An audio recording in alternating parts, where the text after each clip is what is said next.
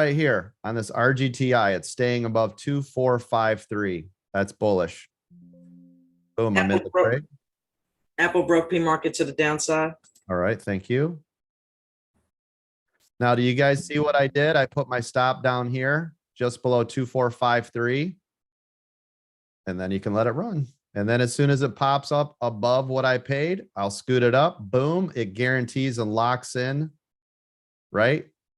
At least much more protection, because listen, even if it super hammer pulls back, you could still lose money, even if you have a stop above what you paid, right? But it will at least protect me more because I'll be above what I paid.